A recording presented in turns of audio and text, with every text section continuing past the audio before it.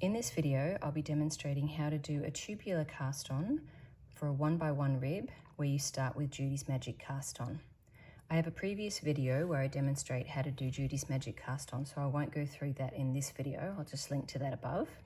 But what I've done here is I've cast on the entire number of stitches that I want for my 1x1 cast on, which for me here is 88 stitches. So I've got 48 on each needle and I've knit one complete round. Now when you knit a complete round, it should look like 3 purl bumps on this side. And then you've got the stockinette side on this side here. So here's my tail, a slightly small tail there. And here's my working yarn. That was the last stitch that I just worked. So I'll be knitting a stitch. This is the first one that I want to use, and I'll be knitting a stitch off this needle. I actually need all the work on both needles. And I need to pull this tail so that I don't, you might want to get the tail caught up in here, but I prefer not to. I prefer to weave it in later.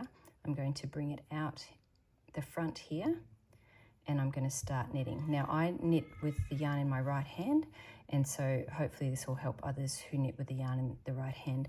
I'll link to another video with someone who demonstrates this with holding the yarn in the left hand. You might find that a little bit easier. So if you knit English style or holding the yarn in your right hand, this might be helpful for you. So I've got this tail and I want to get it out of the way. This was the stitch that was just worked. So I've got the yarn so that I can see the knit stitches here. This will be the first stitch that I'm going to work, and I'm going to knit a stitch off here, then turn and purl a stitch off this needle. Knit a stitch off this needle, purl a stitch off this needle. So I've got the tail out of the way here. This is my working yarn. So I'm going to knit a stitch off this needle. Sorry, it's quite splitty bamboo yarn, this one. Knit a stitch off this needle and then roll the work over, bring the yarn to the front. And so you can see that it looks like I'm looking at the purl bumps now. Purl a stitch off that needle. Take it off. Got to be quite careful not to lose stitches that you don't want to lose. Turn the work over. Knit a stitch off the front needle. Rotate a little bit. Purl from the back needle.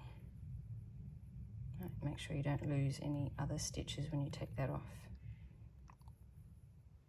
Can you see how I'm rolling the work towards me when I want to do a knit off the front? And then I've got the purl side facing me, and I'll purl one off the back. And I need to do that all the way across.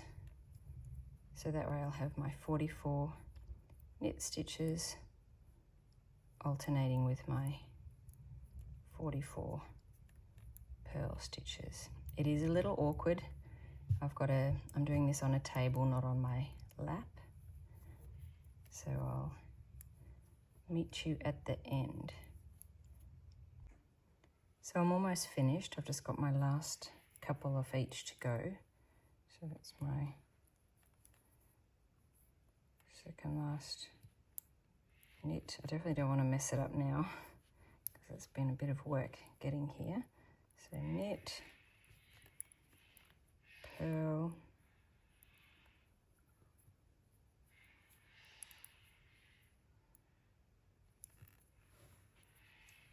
my last knit,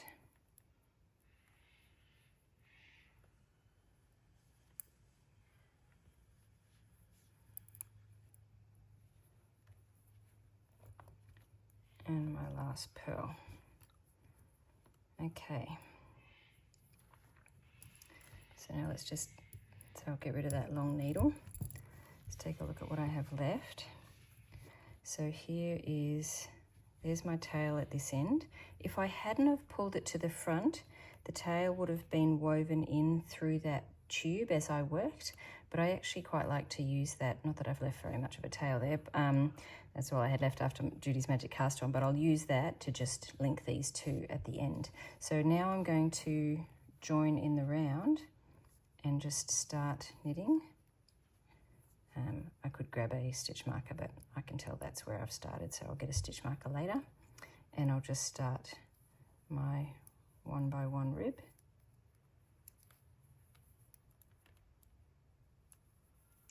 And so it's quite stretchy, you can see. So that's the, but it's also got a, some structure to it. It's not completely loosey-goosey, so it's stretchy, but not crazy. So I like it. I think it's a really nice, fairly structured cast on for a tubular cast on, and it looks the same from both sides.